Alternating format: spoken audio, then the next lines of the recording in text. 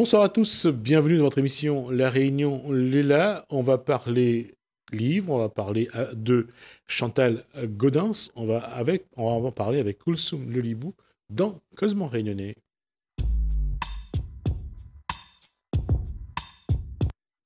Koulsoum Lelibou, bonsoir.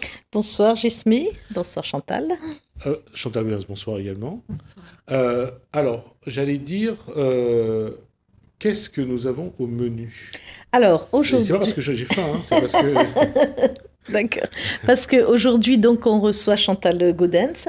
Chantal Gaudens a publié donc, son dernier livre, c'est Libertae. Sinon, bon, elle a écrit depuis... celui-ci est sorti en 2019. Hein. C'est ça.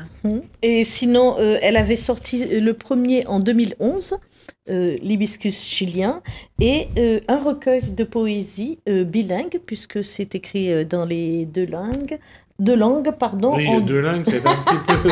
En 2018. Il y a déjà assez de vocabulaire comme ça à retenir, il ne faudra pas inventer tout le temps non plus.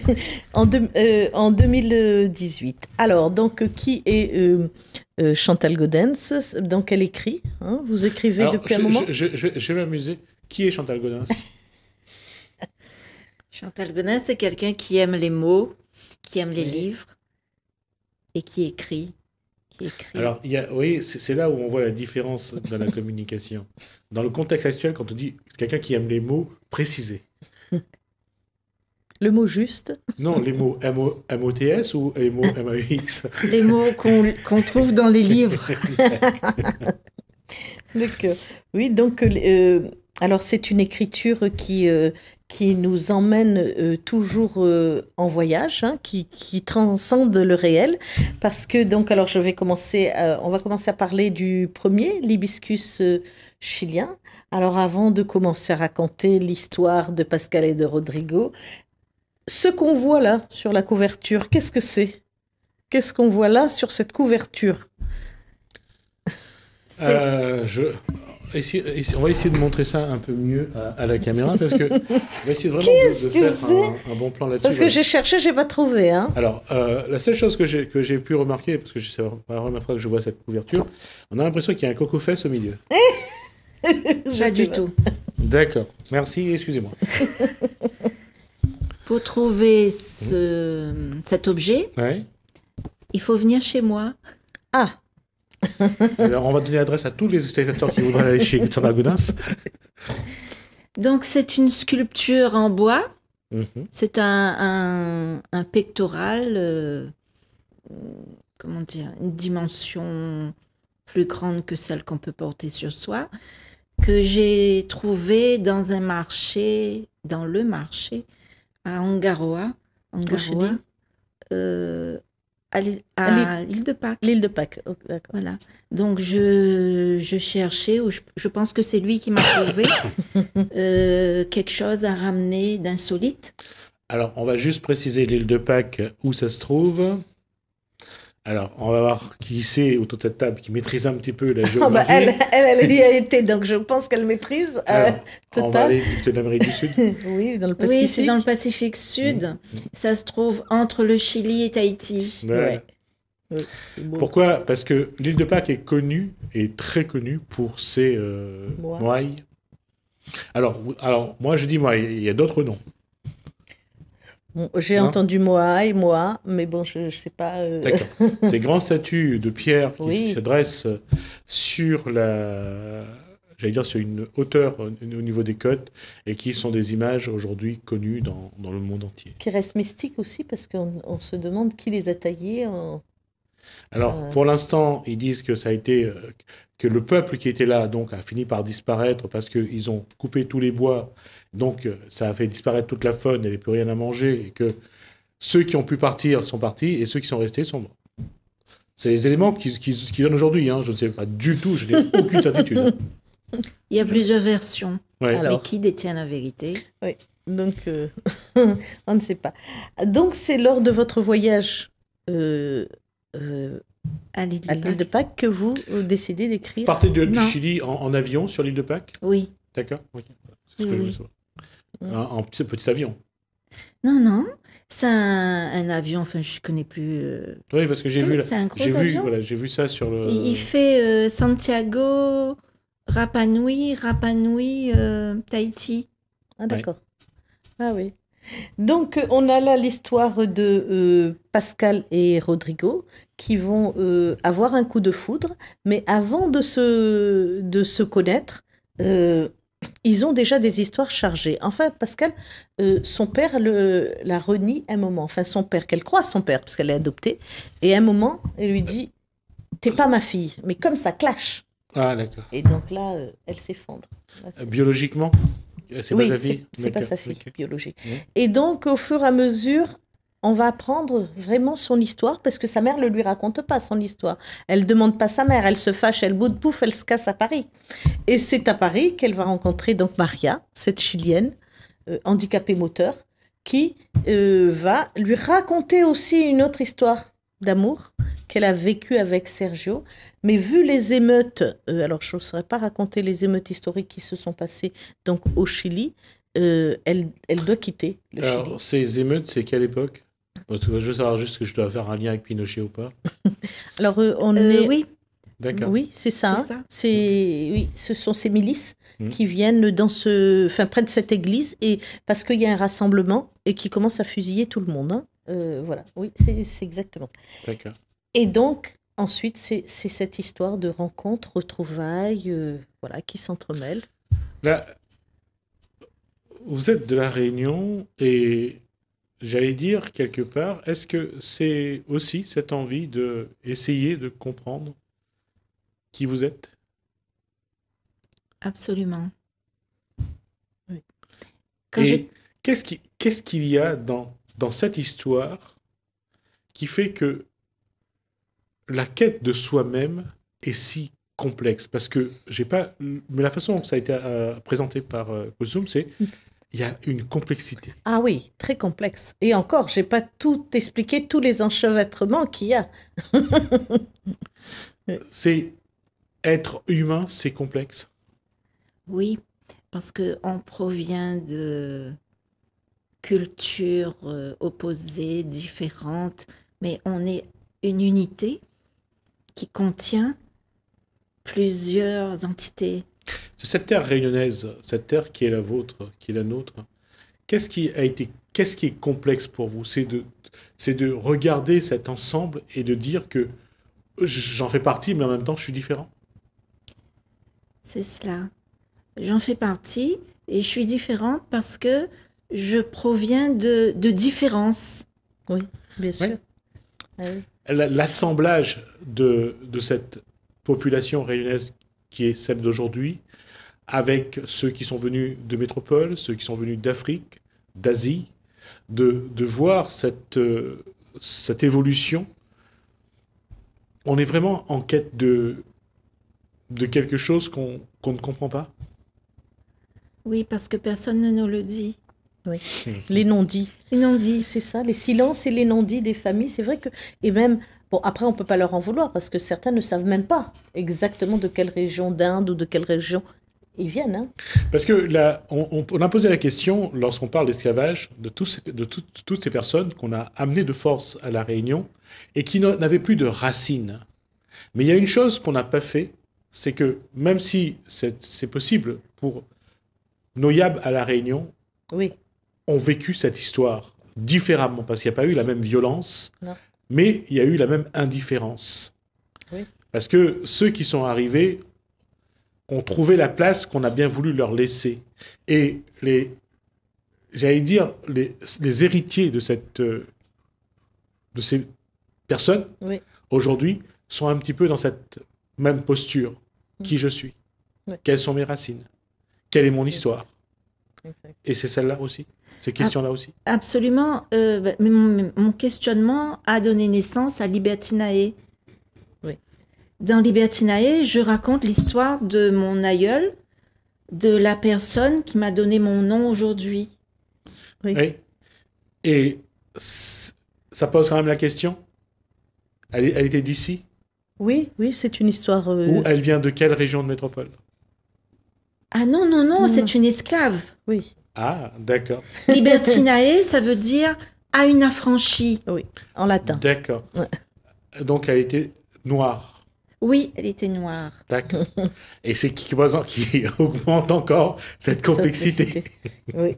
Et puis, donc, tout à l'heure, elle parlait que de relation avec son nom. Donc, Gaudens. Gaudens vient aussi du latin. Alors, elle a voulu faire un petit rappel, là, qui signifie se réjouir. Oui, Gaudens, c'est le participe présent du verbe gaudere, qui veut dire se réjouir. Donc, Gaudens, ça veut dire se réjouissant. Et j'ai voulu donner un nom latin pour montrer le lien qu'il y a entre moi et l'affranchi dont je raconte l'histoire. Et c'est quelqu'un qui a existé, c'est une histoire vraie. Vrai, oui. Et surtout, alors, donc, c'est Marie-Louise. Et cette Marie-Louise, elle se bat pour être affranchie, donc libertae, et elle y va, et même quand son amoureux Ferdinand, et à un moment, bon, il l'installe, il la rachète, il installe ses enfants, il le met dans une maison, et elle dit, non, je veux plus, je veux ma liberté. Et c'est ce qui nourrit, enfin, c'est son caractère, cette force qu'elle a, qui va nourrir tout le... Voilà, elle sait ce qu'elle veut et elle ne lâche pas. Cette force-là, c'est celle qui est en vous? Je pense. Je pense qu'elle est tellement profonde qu'elle provient de Marie-Louise. Oui. Qu'est-ce qui, dans ce contexte, vous pose, j'allais dire, quelque part, vous embarrasse un peu dans le sens, est-ce que vous dites que vous n'êtes pas à la hauteur? Ou est-ce que vous dites que vous devez faire plus? Ou est-ce que vous devez changer de posture? Déjà, je me suis dit, il fallait que je la sorte de l'inconnu. D'accord. Ouais, ça c'est bien. Elle est dans l'ombre, personne Ça, ne la c'est connaît et tout le monde, enfin pas tout le monde, Oui. moi je porte son nom aujourd'hui, donc elle existe toujours. Elle n'aurait pas eu ce nom, je ne m'appellerais pas Chantal Gaudens. Oui. Donc, C'est votre nom de jeune fille? Oui. D'accord. Et ça fait partie de l'histoire de la région des Rayonnaises aussi. Donc, bon, alors vous portez son nom, mais peut-être que ses frères, ses sœurs, cette Marie-Louise ou sa mère, on voit dans le livre qu'elle a eu un frère et puis peut-être d'autres enfants. Donc, il y a peut-être comme ça des rames. J'ai fait l'arbre généalogique, la descendance de Marie-Louise. L'ascendance, je ne peux pas la faire parce bien que sûr. c'est pas possible de retrouver les actes, les registres des esclaves. Mais j'ai l'arbre généalogique de Marie-Louise au niveau de la descendance. Ah. Et je suis fière d'être dans son arbre. C'est quelle génération?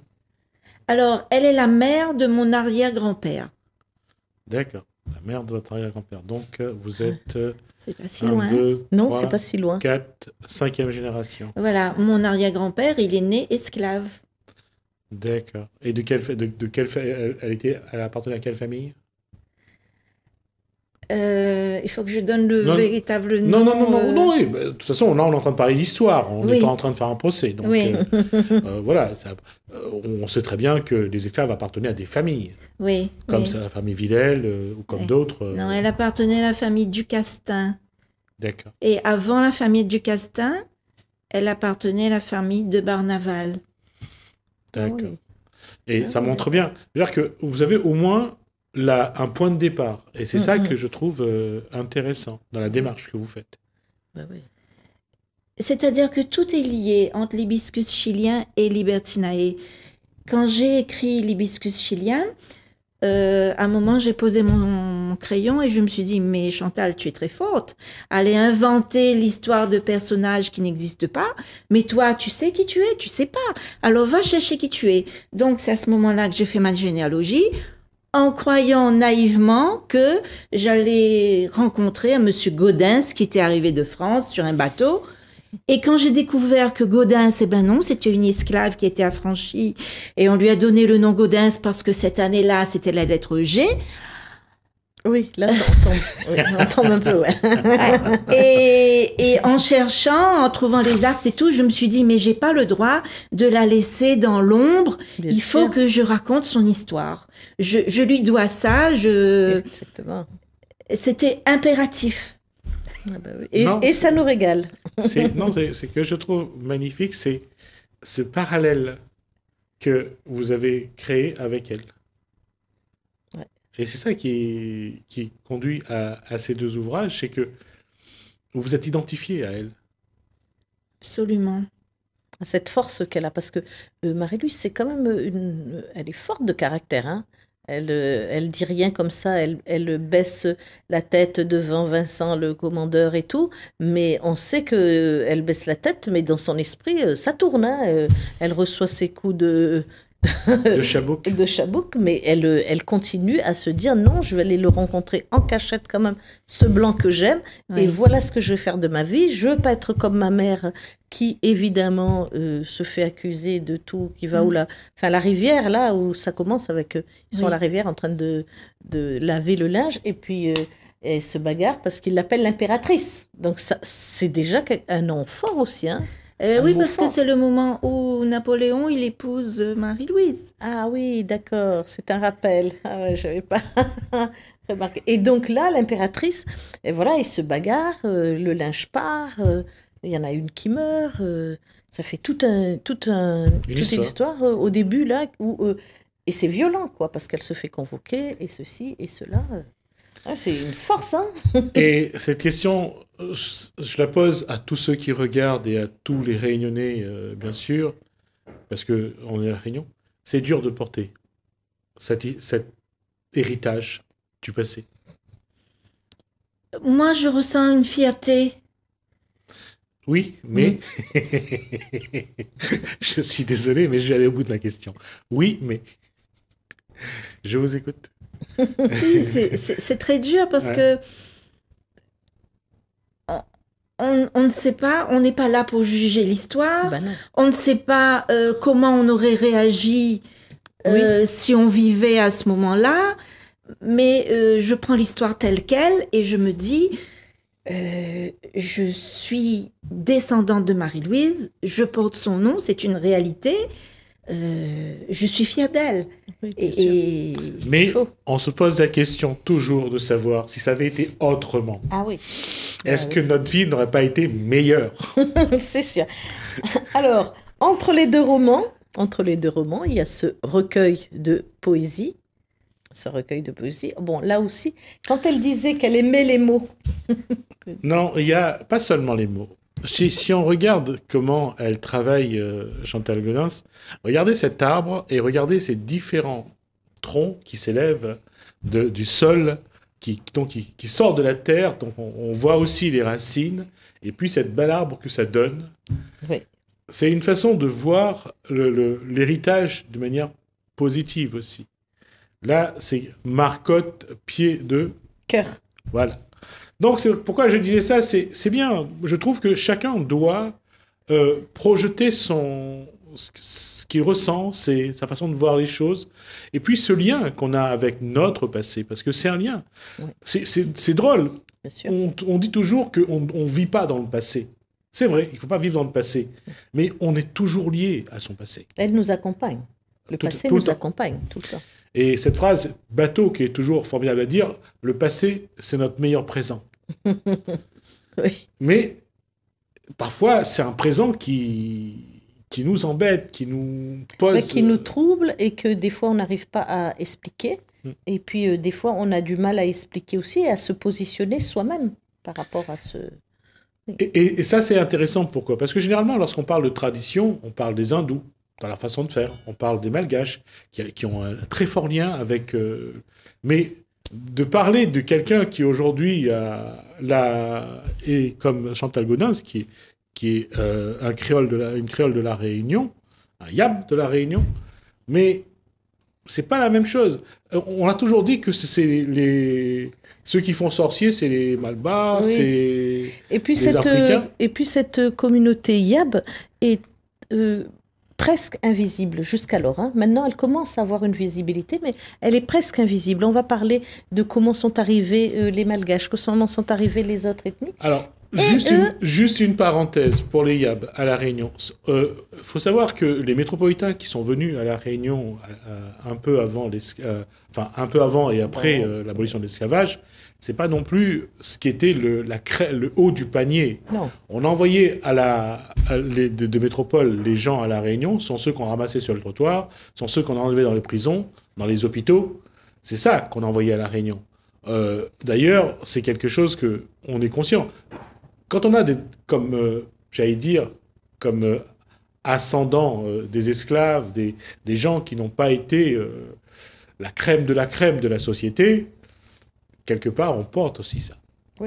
Oui, mais je me dis, il faudrait quand même qu'on puisse leur donner une plus grande visibilité. Non, c'est pas qu'on puisse, c'est que chaque individu doit faire le travail. Et c'est là où Chantal Gaudens a commencé à prendre conscience de ça, et elle a mis en avant, elle s'est donné le temps et le courage de faire ce travail. Parce qu'elle est à la recherche de quelque chose. Et cette quelque chose, Chantal Gaudens, on est tous au même point. Qu'est-ce qu'on recherche? Qui est-on? Voilà. Oui, On va à la quête de soi-même. C'est le travail qu'on fait à un moment donné dans la vie, parce qu'on n'arrive pas à comprendre pourquoi on ressent les choses comme ça, pourquoi on pense comme ça, pourquoi on aime manger ça plutôt que ça, parce que ces liens-là sont là. Et bravo à vous. Ouais, oui. Et donc, on retrouve ce jeu de mots dans Marcotte. Marcotte, cette histoire de greffe, de... Oui, on dit aussi bien Marcotte que Margotte. Oui. Et pied de cœur, le créole utilise beaucoup l'expression pied. Pied de bois. Pied de bois, pied de cou. Le pied est présent tout le temps. Ouais. Et donc, j'ai voulu montrer qu'on pouvait semer l'amour, planter l'amour. Tout ça, c'est dit dans le titre. Oui. Et les racines sont également présentes. C'est Michael Joron-Goliris qui a fait les illustrations de ce recueil. Et je lui ai dit, je veux un arbre avec des racines. Parce que bien souvent, on voit pas les racines. Voilà. On fait l'arbre, mais on voit pas les racines. Voilà. Et dans Libertinae, la phrase d'introduction, c'est « La racine a beau tout ignorer des fruits, il n'empêche qu'elle les nourrit. » Oui. Ce n'est pas de moi, hein. C'est de Rainer Maria Rilke. Donc, pour moi, la racine est très importante. Bien sûr. Et vous pensez que vous voyez toutes vos racines aujourd'hui? Les racines que vous voulez voir, vous les voyez ou pas? Parce que c'est vous le fruit aujourd'hui. Elles sont là, elles sont présentes. Oui, bien sûr. Mais bien sûr. D'accord. Et donc, c'est un recueil de poésie dans les deux langues. Si vous voulez bien nous faire partager d'un... Oui, alors, en hommage à la fête de la musique, je vais vous lire Ballorquès. Toute la semaine, la jeunesse t'attend le samedi arrivé. À cause, pour aller bal, mon noir. C'est t'es qui travaille, t'es mettre un peu l'essence dans l'auto camarade l'avait permis. Néna, t'es qui bec la clé pour payer le coup. Magasins arabes, t'es fait l'argent. Le bonne fille, t'es en poupette. Le bon gars, t'es y ensemble chanteur hit parade. L'orchestre, t'es fait battre l'ocaires amoureux. Même si le vieux moment, t'es qui veille, la main, t'es qui promène dans le cou. Et quand la lumière t'es éteinte, Roga et la langue t'es flamme. Après ça, t'es fallait attendre l'autre samedi pour serrer encore dans le bras. Ouais, elle est bien, elle est jolie. Elle est jolie. Rogaille la langue. Bon appétit. Ouais. Moi, mon préféré, c'est celui-là, c'est Mon enfant. Mon enfant, je l'aime bien. Voilà, parce que c'est peut-être, ça rappelle quelque chose de profond qui est là. Merci en tout cas pour cet échange. Ça a été vraiment magnifique de pouvoir parler de cette façon de faire cette introspection. Et je crois que arrivé à un moment dans la vie, on a besoin de savoir, et parce que ça nous tourne, et que tant qu'on n'a pas trouvé la réponse, on n'est pas apaisé. Merci en tout cas Chantal Gaudens pour ce moment. Ça a été vraiment formidable. Merci Kosum Lelibou pour l'avoir trouvé. Merci Chantal Gaudens. La bonne personne pour parler de ça. On va nous marquer une pause. On se retrouve juste après.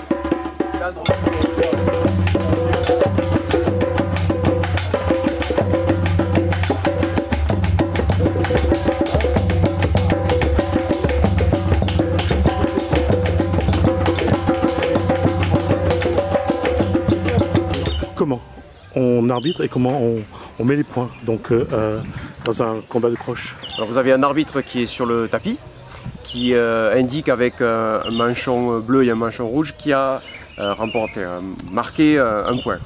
Et moi, au niveau des juges de table, je ne fais qu'enregistrer la décision de l'arbitre. Si jamais il y a un litige, on peut éventuellement discuter. On est souvent deux au niveau de la table d'arbitrage pour valider ou invalider le geste de l'arbitre. Puisque l'arbitre a beaucoup de stress, il doit gérer la sécurité en plus du comptage des points.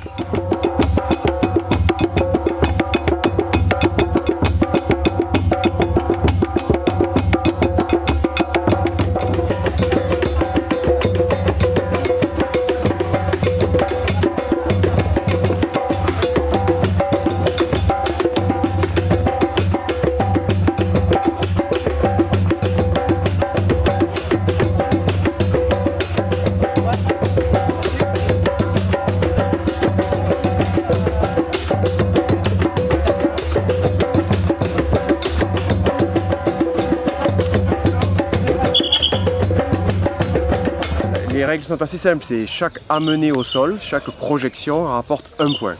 Sauf projection vraiment de très grande amplitude, on en a eu une aujourd'hui où un des combattants a fait, là on attribue 2 points, mais ça reste exceptionnel. Et ensuite au sol, c'est chaque fois qu'on arrive à immobiliser un adversaire pendant au moins 3 secondes qu'on obtient un point.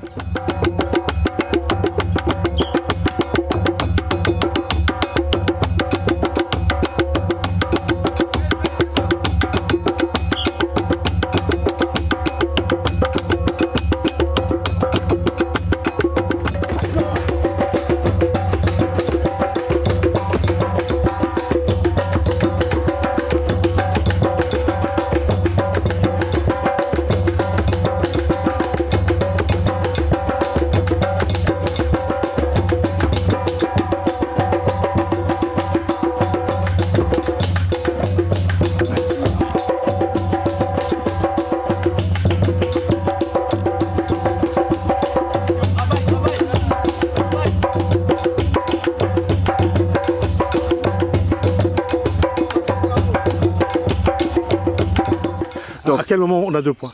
Donc la plupart des actions ne valent qu'un point, c'est-à-dire les amener au sol, les immobilisations. Mais il peut y avoir 2 points si on réussit une projection de très grande amplitude. C'est l'aspect spectaculaire. Généralement, c'est très difficile, hein, un adversaire du même poids, d'un niveau équivalent, de réussir cette action. Aujourd'hui, on a eu une action qui a ramené 2 points. Donc, action de grande amplitude, c'est si on arrache l'adversaire du sol, qu'on le soulève au-dessus des épaules et que par exemple on le retourne avec les jambes vers le ciel et la tête vers le sol. Donc là, ça vaudra 2 points. Et la victoire peut également s'obtenir avant la limite, si on arrive à placer un étranglement ou une clé articulaire qui oblige le partenaire, l'adversaire, à abandonner. Donc l'abandon se manifeste comment? L'abandon, ça peut être dire arrête, la paix. Ça peut être aussi, si la personne a subi un étranglement, taper avec la main sur l'épaule ou sur le sol pour signifier qu'il ne peut plus continuer. Comment généralement on compte les points? Quels sont j'allais dire, les gestes qui font que, voilà, on dit là il y a un point, là il y a 2. C'est juste pour qu'on reconnaisse comment, quand on regarde la boxe, il y a le toucher. Oui, tout à fait. Oui. Mais quand il y a à la croche, comment on sait qu'on a marqué un point ou pas? Donc en croche, le combat commence debout. Les deux crocheurs, les 2 lutteurs sont debout. Donc dès qu'un des deux, de manière claire, fait tomber l'autre, avec un croche-patte ou en le soulevant et en le posant au sol, là, clairement, il a marqué le point pour l'amener au sol. C'est la liaison debout-sol. Et ensuite, quand le match se continue au niveau du sol, on est placé soit assis par exemple sur la personne qui est allongée ou sur le côté. Il y a tout un tas de noms techniques. Ce sont des immobilisations, des positions de contrôle. On arrive à tenir un bras, une jambe, ou la tête et le bras. Et donc ce sont des techniques qu'on retrouve également dans d'autres sports. En judo, hein, il y a tout un tas de noms japonais. Bon, nous en croche, le corps humain étant le même dans tous les pays, on retrouve les mêmes gestes. Aujourd'hui, qu'est-ce qu'il y a dans cette pratique qui intéresse les jeunes, qui attire les jeunes et qui attire également des gens qui ont envie de se donner à cette pratique qui ressemble un petit peu à la lutte? Alors il y a deux aspects à mon avis. Il y a d'abord l'aspect culturel, du patrimoine créole. Donc c'est cet aspect identitaire qu'on retrouve également dans le moringue. Et ensuite il y a la gamme technique qui est très large, puisqu'on retrouve les techniques d'amener au sol du judo et de la lutte olympique. On retrouve les techniques pour mettre fin à un combat au sol, donc tout ce qui est étranglement, clé articulaire. On retrouve ça en sambo.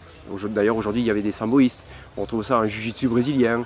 On retrouve ça en jiu-jitsu traditionnel. On appelle ça le newaza. Et donc il y a un certain nombre comme ça de disciplines qui peuvent incorporer leur bagage technique existant. Et il existe même une forme de croche qu'on n'a pas eu l'occasion de voir aujourd'hui, qui combine les techniques pied-point du moringue. On appelle ça la croche bataille. Et là, pour le coup, on a vraiment la gamme totale de ce que tous les sports de combat ou arts martiaux dans le monde proposent. Et ça correspond à un engouement de la jeunesse pour ce qu'on appelle les arts martiaux mixtes, où justement il y a cette combinaison de techniques de percussion, de frappe pied-point, d'amener au sol comme en lutte et de travail au sol comme en sambo ou en jiu-jitsu brésilien par exemple.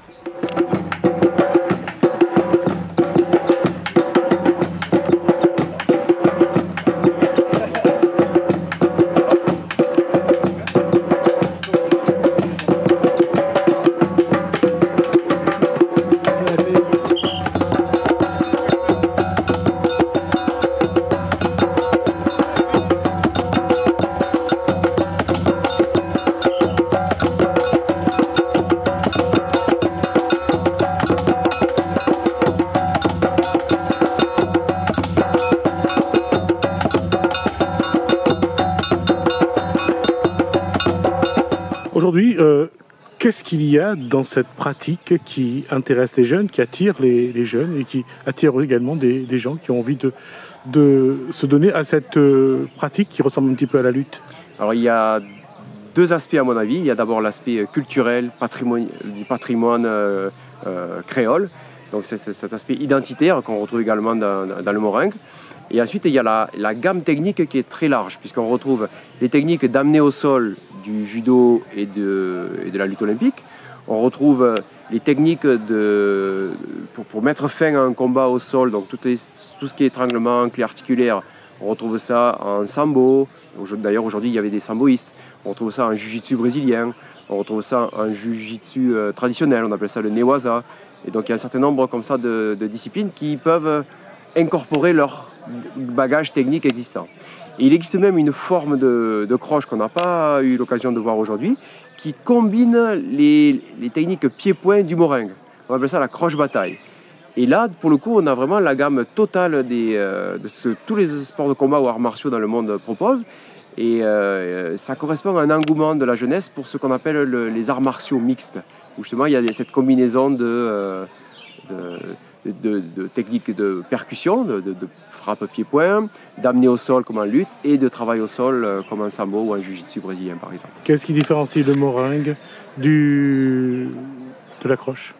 Alors, la croche est essentiellement un sport de préhension, donc on attrape la personne et sans utiliser de technique de frappe dans 90% des cas. Et le moringue est un sport qui est dans la famille des sports de percussion, où on va toucher ou frapper l'adversaire avec le pied, avec le poing, avec le coude, mais sans l'attraper. Donc technique de préhension, technique de percussion, c'est les deux facettes des arts martiaux, des sports de combat.